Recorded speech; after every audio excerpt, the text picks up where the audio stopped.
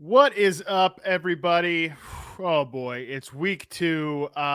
Look, we learned a lot in week 1. Got some stuff right, got some stuff wrong. That's how it's gonna go all year long, man. Which is pretty fun. I love this time of year, man. And we're figuring out more now in the next, like, really last week and this week than we did the entire off season. So that's great. It's good to have that new information. If you're watching on Twitter, drop questions in the chat. If you're watching on YouTube, wherever you're watching, drop questions in the chat. I will hit things as they come. All right, first one up here I saw we've got on Twitter. Kelsey asks, in a half PPR, would you trade Ezekiel Elliott for Chase Edmonds? Ooh, that is a tough one. My first lean here is no. I still, in my rest of season rankings, I've still got Zeke Elliott ahead of Chase Edmonds. Honestly, and maybe I'm wrong about that, but if Chase Edmonds had come in there and had a big monster game in week 1, I could have seen, a reason to throw him out there. I could have seen a reason to say he's higher than Zeke Elliott there at this point. But no, for now, even in a full PPR format, Kelsey, I might rather have Chase Edmonds, but for now, I think I'm going to stick with with Zeke here over Chase. All right, next one up here, we got Zachary asks, thoughts on these? Javonte Williams for Mike Evans, or Javonte and KJ Osborne for Mike Evans and Ramondre Stevenson? All right, so first of all, I think I'd still rather have Mike Evans than Javonte Williams, but man, I could be wrong about that. That's another one that I could be wrong about. So for now, I'm going to stick with I'd rather have the Mike Evans side of both of these, honestly. And getting Ramondre Stevenson is a nice bonus with Ty Montgomery on the other end of that one on the IR there. So I like the Mike Evans and Ramondre Stevenson side of that trade. All right, the crown do fit. I don't know what the hell your Twitter handle is, but I'm gonna do your question before I get to some of the YouTube ones here that I see as well. You asked about rest of season outlook and TNF outlook for Josh Palmer. Josh Palmer, interesting player. I'm not 100% convinced like that he's a future star in the league or anything like that. I'm not 100% convinced of that, but I do think, look, if you drafted Josh Palmer, you drafted him primarily for the upside that he would bring if one of the other Chargers receivers got hurt. So for tonight, Thursday Night Football, if you're not going to throw him out now, when the hell are you going to throw him out, right? Like, when the hell are you going to use him? This is the time to do it, okay? So I think that for now, you could start him in week number 2 here. Rest of season outlook, I don't think he has a huge role when Keenan Allen and Mike Williams are healthy. I don't think there's enough balls to go around the Chargers offense between Keenan Allen, Mike Williams, and Austin Eckler.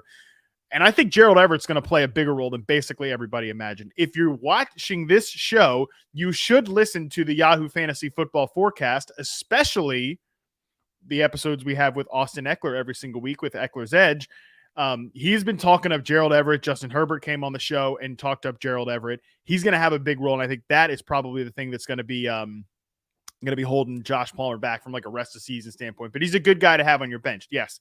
Subscribe to the podcast if you're watching this right now. Let's hit some of these YouTube comments before we get back to Twitter here. Let's call up Charles. Has a full PPR, Elijah Moore, Travis Etienne, Jeff Wilson. Sorry for the start sit question. Hey, buddy, that's what this is for, right? This is for start sit questions. So no need to apologize there. I think I'd play Jeff Wilson over Travis Etienne at this point.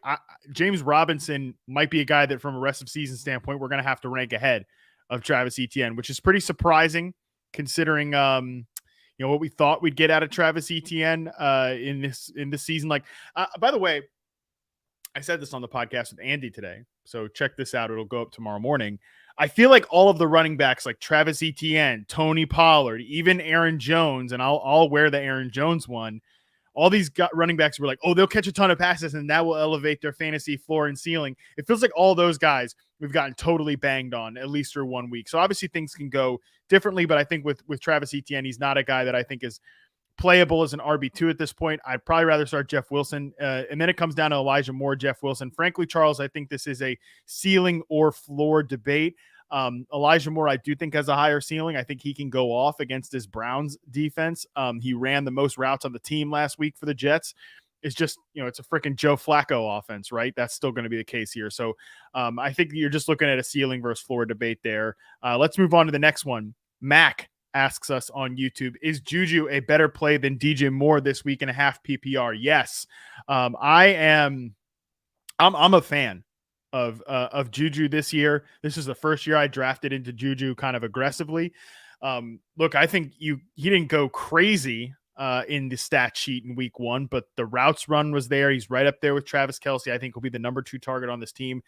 It's just a great game environment. Like, Mac, do you want to play a guy in the Giants-Panthers game, or do you want to play a guy in the Chiefs-Chargers game? Always break ties in favor of the much better game environment, and we've got a much, much, much better game environment on Thursday night than we do with the Panthers and the damn Giants. Next one here on YouTube, Yahey, is it too optimistic trying to trade Jalen, Waddle, and Jerry Jeudy for Debo? I don't know if you're going to get that trade accepted. I also don't know if you necessarily need to make that trade. I'm still pretty skeptical. I'm still pretty skeptical about the whole Debo thing this year. We'll see what Trey Lance looks like, but I don't know if you necessarily need to make that trade. If you're combining 2 receiver 2 types to get up to a wide receiver 1 type, I'd probably shoot a little higher than Debo. I'd rather have a guy like Michael Pittman, but I'm not necessarily buying Debo at this point. I am going to go back to the Twitter questions now. I saw one that says, have you considered that Juju sucks? I don't know, man. I don't know, but he doesn't suck. I think Juju has gone from actually being one of the most overrated receivers in the NFL to one of the most underrated receivers in the NFL by people like you. He doesn't suck. He's fine. He's not as good as we thought he was going to be in his first couple years. By the way, I was right about that. I'll put shout out to me. I called that he wasn't that good. He wasn't that great, but he's fine. He can be a good receiver. And by the way, he's a fine receiver in Patrick Mahomes' offense. Like, he's going to be better than his ADP suggested. So there is that. All right, couple other Twitter questions. Oh, shoot, I X'd out of the Twitter video. So if you have questions, put them back in the chat. My bad. Running a high-tech operation here. So I'm going to have to go back to the YouTube questions here. Josh Loyola, Cordero Patterson or Brandon Cooks at flex in week 2. Dude, I'm telling you what, I think CPAT is going to be an every week RB2 at this point. He was awesome in week 1. A ton of touches. He also got a first down on 45% of his rush attempts. Like, he looks like he's a legitimate NFL running back. And he's going to get all of the carries for a Falcons offense. Like, the Falcons aren't going to be very good, but I do think they're going to score a decent bit of points there from an offensive perspective. So, yeah, I'm starting Cordero Patterson over Brandon Cooks at flex. Let's go to Let's Rank Stuff here on YouTube. Start Hollywood Brown or Amon-Ra St. Brown this week. You're starting Amon-Ra St. Brown every single week, okay? The fact that he got a 30% target share in week 1, again, despite the fact that everybody played, right? That was the big concern is, oh no, all the guys are back, right? They added DJ Chark. I mean, DJ Chark is fine, but give me a break. Amon-Ra St. Brown's a legit baller, dude. You start him every single week. I like Hollywood Brown enough, but Amon-Ra St. Brown is a clear-cut fantasy starter literally every single week. Congrats on you for drafting him. Great pick there. All right. A couple more Twitter questions now. Now there's a few more in the chat. Is Damian Harris startable with Ty Montgomery now on IR? Yeah, he's just going to be very touchdown dependent. I'm hoping that Ramondre Stevenson gets back out there as like the pass catching back, but I do think that Damian Harris is should clearly from a rest of season standpoint, until we see more from Ramondre Stevenson, is the best back on the team. I'm not like super jazzed up about the damn Patriots offense, but I think you can chase a slight ceiling there with Damian Harris. Next one up on Twitter. How are you handling the Najee Harris injury? Should I play him or Brandon Cooks in a half-point PPR? Honestly, I'd probably play Brandon Cooks. The Najee Harris thing, I'm a little spooked by it. This is an injury that, even if it's not the exact same injury, like, he's already starting to deal with multiple maladies at this point from the preseason carrying into the regular season. And the entire thesis of why Najee Harris was a good fantasy pick was that he was just going to get a ton of volume. He's already wearing down, right? And the season has just begun. Maybe he gets healthier Maybe he gets healthier towards the end of the season, whatever. But for right now, I'm a little concerned about it. I'm gonna bang him down the rest of season rankings. That's for sure right now. I think overall, I'd rather play Brandon Cooks there. I got a couple of questions from Austin here. On a scale of 9 to 10, how worried are we about CeeDee Lamb? I'll give it a 7. For context, I'd probably, if we were drafting today, I would have CeeDee Lamb closer to wide receiver 16, 17. I had him at freaking wide receiver 5 coming into this year. I feel like a complete idiot for ranking him ahead of Devonte Adams. I'm pretty disappointed about that. But yeah, so that's kind of where I'm at with CeeDee Lamb. I think he'll be playable. I think Dak will get back sooner than we probably thought when he first got hurt. But I also don't trust damn Jerry Jones's optimism either. So I'll give it a 7 in terms of how concerned I am with CeeDee Lamb. Austin's other question is, what is New York doing with Kadarius Toney? What are we doing with Kadarius Toney? The brass tacks of it is I would hold Toney. I would try not to drop him. Now, if he comes out in week 2 and he plays 7 snaps again, you're going to have to drop him. But for now, I'm going to try to hold on to him. If he gets a little bit of a bump in playing time, I'll ride the wave a little bit here with him. What's going on there? A couple of things. The coaching staff is clearly frustrated with how much he's off and on the field with injuries. And, obviously it sucks that he's dealt with the injuries in the offseason, but, Kadarius Toney's not an established player. Okay. If he was a guy that was established and was a clear-cut starter, they'd have him miss a couple weeks of practice with injuries and just throw him right back out there when he's ready to go. But he's still a guy that's trying to prove himself to a new staff. I also don't know that I've still got questions about Kadarius Toney as a route runner, as a technician, as a separator. It's kind of hard to just integrate that guy in your offense when he's been injured, when he's missed time. So that's why he's not playing right now. But think about a Brandon Ayuk type last year, right? Ayuk was in the doghouse for 7 weeks. And then week 8, he gets back out there. He starts getting playing time once the issues are resolved. And he was a top 20 fantasy receiver from week 8 on. That exists in the range of outcomes for Kadarius Toney, even though I think Brandon Ayuk is a better player. I rocked with the whole Brandon Ayuk thing last year, so I know how rocky of a ride that was. So that still exists for Kadarius Toney. So I wouldn't go just straight up dropping him. All right, let's get back to some of the YouTube questions here.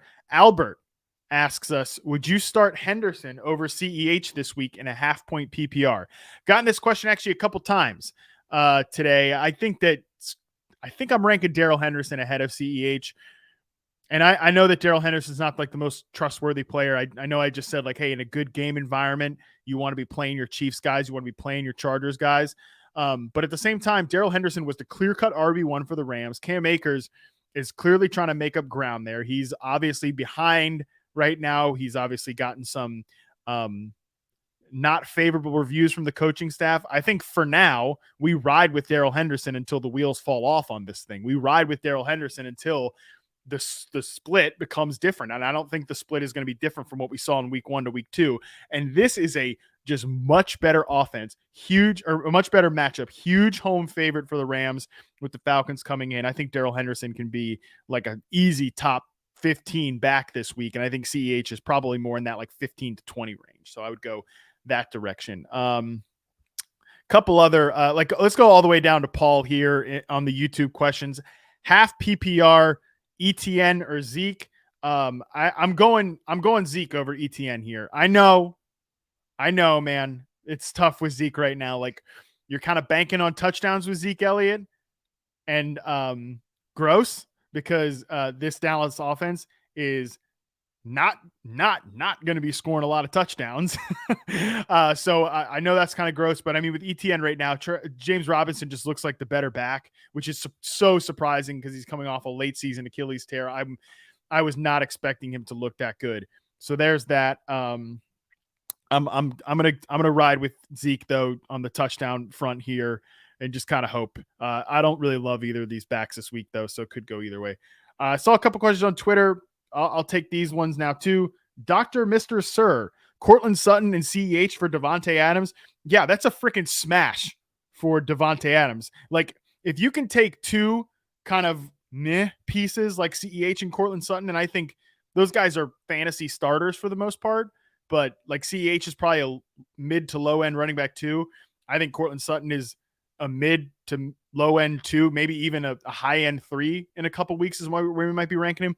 And Devonte Adams is one of the 5 best receivers in fantasy football, even though my dumb self did not rank him as such, and I feel like an idiot for it. Yeah, you make that trade every single time. Those are the best trades that you can make. 2 okay pieces for 1 great piece. You take the great piece every single time because that's how you win. Next question there. What about David Montgomery and CEH? I'm definitely playing CEH over. A lot of CEH questions, man. I'm definitely playing CEH over David Montgomery. David Montgomery crushed it in your usage league in week 1. He played a ton of snaps, ran a bunch of routes, got a bunch of touches, whatever. But he did not impress. Khalil Herbert looked better than him. I think that split could kind of start to inch its way towards Khalil Herbert at some point. I'm not really trying to play David Montgomery. I would go with CEH there. Yeah, that's where I'm at on that one. The Brandon Cooks and Amon-Ra St. Brown rest of season and why full point PPR. I literally have these guys back to back in my rest of season rankings, so that is worth noting. So it's a close one, but I'm definitely going Amon-Ra St. Brown. I just think he's going to get the targets every single week, especially in a full point PPR. This guy might catch 120 balls this year based on the usage we saw in week 1. Just layup target after layup target after layup target after layup target, man. Just think of him as Bud Light Cooper Kupp, okay? That's how you have to visualize Amon-Ra St. Brown. I'm going with Amon-Ra St. Brown there from a rest of season perspective. All right, this one looks like a deeper league question. PPR, I got to start 2.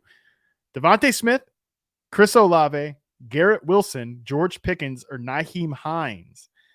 The guy that's actually the easiest here, weirdly enough, is Nyheim Hines. Alec Pierce in the concussion protocol this week. And Nyheim Hines was really involved as a receiver in week 1. 6 catches on 6 targets, ran 20 plus routes. And now he's playing a Jaguars team that gave up a bunch of receiving production to Antonio Gibson, gave up a bunch of receiving production to Curtis Samuel, and kind of those shorts. By the way, shout out to Curtis Samuel. Those short to intermediate areas. So I am definitely going Nyheim Hines as a sleeper pick there, especially since I believe you said, yeah, this is full point PPR. The other one, man, I know that Devontae Smith caught 0 passes in week 1, so it's totally risky. But I would kind of chase Devontae Smith's theoretical ceiling in a matchup against the Vikings where, hey, Christian Watson roasted Patrick Peterson in week 1, just couldn't make the catch. I think they'll get Devontae Smith more involved against that secondary this week. So it's risky, caught 0 passes literally in week 1, but I think he's my favorite guy out of all those options. And the number 2 would be Chris Olave, who I think still is going to be involved a ton in this offense. Pause while I take a drink from the giant water jug.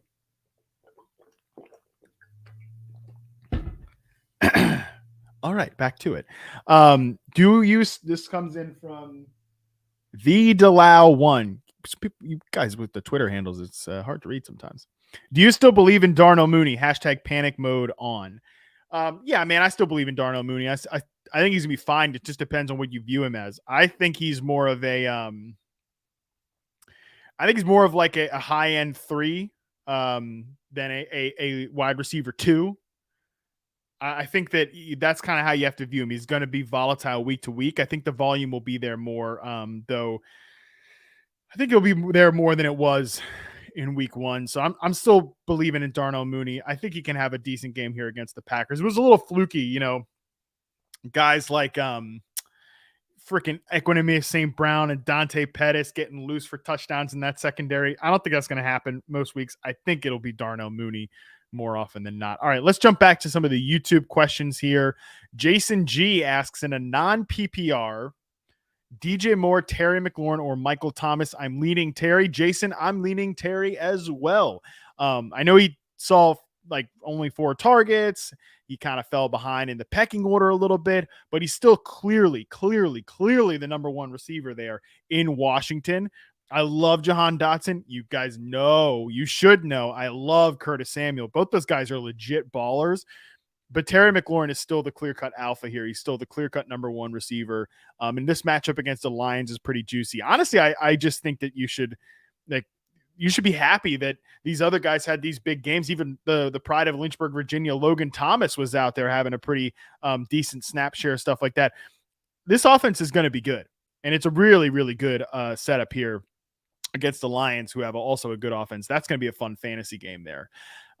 This question here from Trent: should I trade Miles Sanders for Rashad Bateman or Jeff Wilson for Tyler Boyd full point PPR? Yeah, I'd rather have Rashad Bateman than Miles Sanders right now. Bateman's a baller, dude. He's gonna have a big breakout season this year. I believe in it. I loved seeing him catch that deep pass down the field against zone coverage. I think you play Rashad Bateman as like a wide receiver. Like, I'd rather have Rashad Bateman over guys that we've talked about like Darnell, Mooney, right? I'd rather have Rashad Bateman over Elijah Moore. Love both those players, but the setup for Bateman is just so much better. And I still think Miles Sanders, he's going to be fine, but he's not going to be like super electric or anything like that. I don't think he's going to be a guy you're starting every single week. I think Bateman in a full point PPR is a guy that you'd start as your flex or your wide receiver 3 pretty much every single week. Still getting a lot of questions about Josh Palmer. Again, I would play Josh Palmer tonight. Because what the hell was the point of drafting Josh Palmer if not to have him as like a wide receiver insurance type for when Keenan Allen or Mike Williams got hurt? Keenan Allen's hurt. Look, and I will say this: I'm not banking on a big game from Josh Palmer, because I think that like last game, freaking Keenan Allen just ripping up the Raiders, just destroying the Raiders. 4 catches, 4 targets, 66 yards, just destroying them in that slot receiver role. It wasn't Josh Palmer that came in that slot receiver role. It was DeAndre Carter. We had Austin Eckler on the podcast this week. Again, subscribe to the Yahoo Fantasy Football Forecast. I think you'll like the show. I'm hosting it every single day. A variety of guests, a variety of other co-hosts as well. Great co-pilots, including the great Austin Eckler, who talked about how much he was impressed with DeAndre Carter pretty much all throughout training camp. The guy is rocked up, great abs. Weird, but just trust me on that one. Post-game footage, you see it. Guys cut. Austin confirms he's cut. And yeah, he came in that slot receiver role. So I'm not like banking on Josh Palmer having a big game tonight, but I do think he is a startable player tonight. I wouldn't bench like established guys for him, but if you're considering a flex, a wide receiver 3, I do think he makes sense. Although don't start Thursday night players in your flex. Always remember that you need to have that roster flexibility going into Sunday in case there's any last minute injuries. Let's see. Ross Martinez asks Cordero Patterson or Daryl Henderson. Man, that's a tough one because I like both of these guys, but I think I'm going to go Daryl Henderson because, again, playing at home, big favorite against a bad defense in the Atlanta Falcons. Although I think they could be getting a little, there might be some promise there, but more from like a pass defense perspective than a run defense perspective. I think Daryl Henderson's going to get like 15 plus carries. I think he can catch a couple passes, and I think he gets in the end zone this week. If you have Daryl Henderson, I would definitely break ties in favor of starting him. All right, I will go back to the Twitter chat now. Got a question here from Judon_9. Should you drop Darnell Mooney and Cadarius Toney for Curtis Samuel and Jarvis Landry full point PPR? Well, no, I'm not dropping Darnell Mooney. Cadarius Toney's a little tougher. Like I said earlier, I still want to hold on to Cadarius Toney. I still want to try to make it. I still want to try to see how long this can go, right? This whole doghouse thing with him, whatever. I'd probably still rather have Cadarius Toney than Curtis Samuel or Jarvis Landry rest of season. So I'd probably hold there. But honestly, look, if you want to drop Cadarius Toney for Curtis Samuel, I will never be the one to talk you out of it, okay? But from a rest of season standpoint, I do still think those two guys, Mooney and Toney, are probably the better bets. I think they probably have more upside as the number 1 targets on their team. But I'm a little hesitant on the Toney thing, but I do think you need to hold on to Darnell Mooney. All right. Patrick asks Pride of Lynchburg, which means Logan Thomas, or Elijah Moore with Statue Joe half PPR. You got to go Elijah Moore, man. You got to go Elijah Moore there. I think that, again, Jets offense, not great, but Elijah Moore runs the most routes on the team, 55 routes. 7 targets. We can work with that.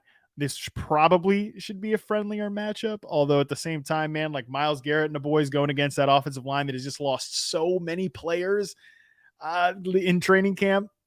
Dwayne Brown was the insurance for Mekhi Becton. Then he gets hurt. George Fant flipping back between left tackle, right tackle. Ooh, not great. I think you still got to trust Elijah Moore. You got to trust the talent there. That is where I am going to go. Got a question about a couple Dynasty questions. Oh, yeah. It's never a bad time to talk Dynasty. Matt, what are your thoughts on George Pickens' Dynasty value? I still think he's probably the better long-term bet than Chase Claypool. I think if we're ranking rookie receivers, I think you still have to put some of the guys that went in the first round ahead of him. Like Jahan Dotson, I still think that's where it gets interesting, right? Like, I think you're still taking from a dynasty rookie perspective. You're taking London, Olave, Wilson. You're taking those guys ahead of Pickens. But like the Treylon Burks, Jahan Dotson part of it, I think that Pickens could slot in there, right? Like I think he could slot in there in that form of the rankings. So that's kind of where I'm at with him. I think he's a good guy to have in Dynasty. Another question here, another Dynasty question. CeeDee Lamb or Amon-Ra St. Brown in Dynasty. Shoot, man, coming in the year, I would have definitely said CeeDee Lamb. I think I'm still definitely saying CeeDee Lamb. He has the talent and the ability to be a number 1 receiver in the NFL. I know it hasn't happened yet, but I'm still going CeeDee Lamb there ahead of Amon-Ra St. Brown, although St. Brown's going to end up being one of the biggest dynasty rises. Oh, we're going to start winding down here. So I'll take this rather fun question. Trent asks, favorite Sunday football meal. Thanks for the advice. Yeah. Thank you guys for tuning in. Of course, if you have other questions, definitely make sure you listen to the preview podcast with Andy and I tomorrow, the Yahoo Fantasy Football Forecast. Subscribe wherever you get podcasts. You can also, you can find me on Twitter as well at @MattHarmon_BYB. Favorite Sunday meal. Okay, here's the thing. When I'm working on Sunday, man, like I don't get to eat like a ton of fun stuff, right? Like I wish I could be, at the bar eating wings and drinking beer, watching football, but like I'm working, I'm taking notes, I'm preparing for the podcast that night, I'm writing an article that night. So like last Sunday I had a chicken salad wrap and a grilled chicken salad for my football meal. Okay. So that kind of sad, pitiful. Usually my wife, shout out to her, cooks a good Sunday meal. We've done roast chicken Sundays, smoked chicken Sundays in the past. So yeah, I'm never usually getting to eat anything fun. Although the playoffs, come check me there when I don't have to work as much on Sundays. Then I'll have some fun meals. Then I'll have some fun football meals. Okay, last couple questions here before we get out of here. Lucius Malfoy asks, would you start Josh Palmer, Adam Thielen, or Alan Lazard? See, like in this situation, I'm just going to take the guy who's attached to Justin Herbert. I mean, Adam Thielen and Alan Lazard, pretty decent spots for them, but I'd risk it. I'd risk it with Palmer there. Like those are the guys I'd start over Josh Palmer. I wouldn't be starting him ahead of like Rashad Bateman types, the Brandon Ayuk types, that sort of thing. I think Palmer's a fine play there. Again, just keep in mind what I said earlier about him being a little more volatile. Somebody asked about Jalen Waddle. Thoughts on Jalen Waddle rest of season? Like, I think he's going to be a boom bust wide receiver too. He caught the long touchdown, he catch and run type of thing in week 1, but Tyreek Hill's the clear alpha there, man. I mean, what was it? 16% of the targets for Jalen Waddle, like 38+% for Tyreek Hill. I think that's kind of how it's going to go. And I just don't know that Tua is going to be able to support 2 top 24 receivers on a consistent basis. So, or at least 2 top 20 receivers on a consistent basis. So I think Jalen Waddle's fine. If he has a couple big weeks, I wouldn't mind using him as like a sell high type of guy. But that's kind of where I'm at. All right, last question here. And again, I'll end on a CeeDee Lamb one here because I've seen you ask it a lot in the chat. Matthew Chen on YouTube. Should I trade it for CeeDee Lamb or Gabe Davis rest of season half PPR? Oh God. I mean, I'd probably still rather have CeeDee Lamb. That sucks, but I'd still probably rather have CeeDee Lamb. Like the targets are going to be there. Cooper Rush did get him over 100 yards in that game against the Vikings last year, although this is just a much worse offensive ecosystem now for Cooper Rush and the Dallas Cowboys than it was last year. I'm probably not making that trade because I think Gabe Davis will be super volatile. I think CeeDee Lamb will be super volatile, but Dak Prescott will eventually get back, and I think CeeDee Lamb will be okay. I mean, I'm burning all my tickets where it was like, I think CeeDee Lamb could lead the NFL in receiving yards. That's not going to happen anymore. But yeah, I'd still rather have CeeDee Lamb. Yeah, that's kind of where I'm at. All right. Well, that was a depressing note to end it on, but that is where we will end it for today. Appreciate you guys coming out again. Make sure you listen to the Yahoo Fantasy Football Forecast wherever you get your podcasts. Great cast of characters. I host the show every single day, but we rotate in Andy Behrens, Dalton Del Don, Scott Pianowski, the studs of fantasy football. Those guys rock. They each bring something different to the table. So make sure you subscribe wherever you get your podcasts. And of course, you can follow me on Twitter at @MattHarmon_BYB to keep up with all the other things I've got going on. And oh my God, do I have a lot going on this season. So shout out to you guys. Thanks for tuning in. We'll see you here next week.